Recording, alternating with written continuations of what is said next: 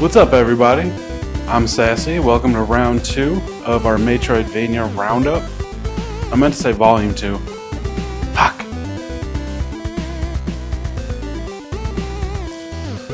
So this time we got a little bit of Metroidvania news section up front, which I'm kind of excited about. More just something I wanted to do other than talking about stuff I've played. We got a couple good games, some demos that I went through we're gonna check out, and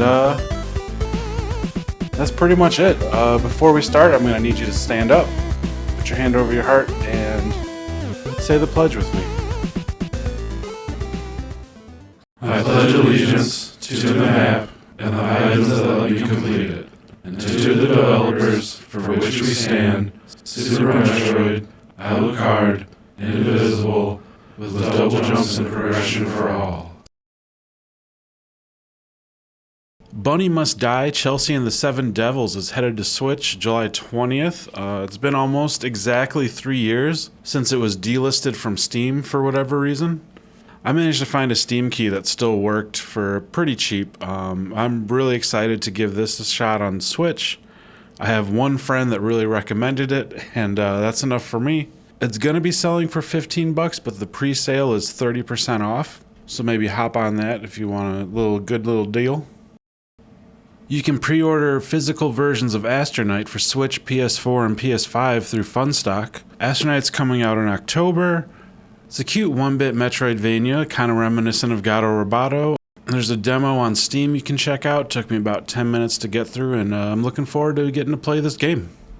The Kickstarter for Gedda Cake just launched. I played through some of the demo on Steam. I only stopped because I had other stuff I had to do. It's gorgeous. Plays pretty well. Good fun combat. Good upgrades so far. You can switch between characters to have different abilities and different strengths and weaknesses. I would definitely check out the demo and maybe throw them some money if you can. HunterX is an anime-styled Souls-like Metroidvania. I've got a little over 16 hours in it, and I could not tell you what it's about. Either something has happened, or is happening, or is going to happen, and you need to do something about it. I'm not even sure what the main character's name is, but honestly, I just don't care. Like, this game is really good. Over the past few years, I've been going down sort of a pipeline of Metroidvania games with Souls influences. Of course, started with Hollow Knight. Hollow Knight helped me enjoy Blasphemous. Blasphemous got me through Minoria. But so far, HunterX is like the closest 50-50 mix of Souls-like and Metroidvania I've played so far, which could just speak more about which games I've played and haven't. The progression abilities are found in-game using your karma. I'm just going to call them souls from now on, because let's be honest. You use your souls to level up at save points. Every level up gives you a point for your skill tree, which affects the abilities you've already gained. I hate when a soul tree gives you straight up new abilities. I think that's really lazy and not true Metroidvania style. I'm really enjoying this one. It's got dashing and parrying and big old boss fights. And it feels, I know I said it already, it feels so perfectly like a halfway point between a Souls-like and a Metroidvania. By the time I actually finish and upload this video, the Switch port for the game will probably be out. And usually I don't have a lot of confidence in a Switch port of like a 2D/3D game. I have no idea why, but HunterX is so well optimized. I have a pretty dumpy PC. It plays so well. There's hardly any loading times, and because of that, I have a lot of faith in what the Switch port will play like, and I'm really excited to try that one out too. One of the few things I don't like, there's always just the frustration of Souls-like games dying over and over, trying to figure out how not to die. This game has a ton of weapons. They have different attributes and different strengths, but the way that you use them is exactly the same, whether it's like a thin little sword or a giant axe. I wish they varied it up a bit more like they do in Castlevania games. But other than that, I'm very into it. I really love playing it. I think you might too. Maybe.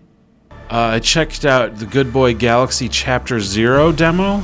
Good Boy Galaxy is a new Metroidvania for the Game Boy Advance. It looks and sounds gorgeous. The animation is so good. The music is really well done. I cannot wait to play the full version when it comes out.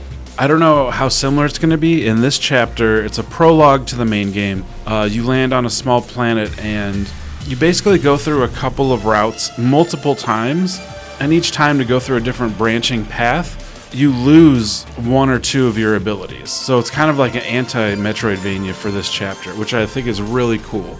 There's one path where you have to get through it without taking any damage, one where you can't even jump, one with no weapon. The characters are cute, the one boss fight's really good, the music, I can't stop, the music is so good.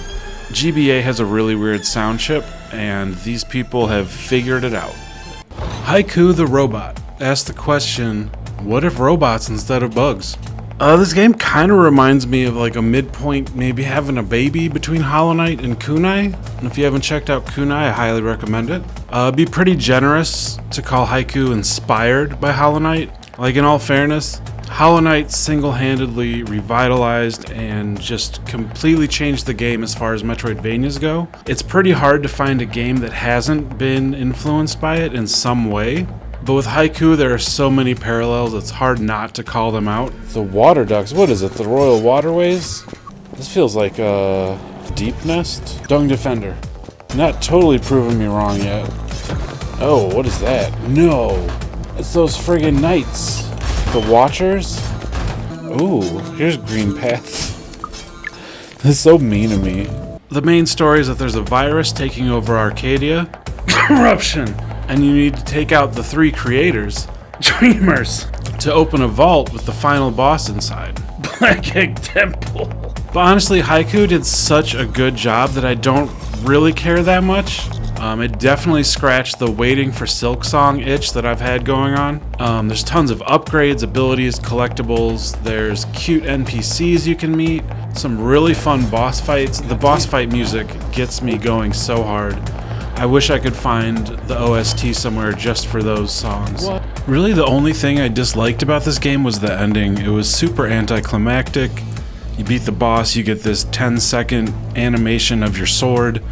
Beating that guy unlocks another boss, which is honestly easier. It only took me 2 tries. You get another animation of the sword that's slightly different. There's just like, there's no closure to it. It's just over. And that kind of bummed me out. But other than that, I ended up getting about 12 hours out of the game through my first playthrough. I'm probably going to go back for a second one with a map, cheating. What?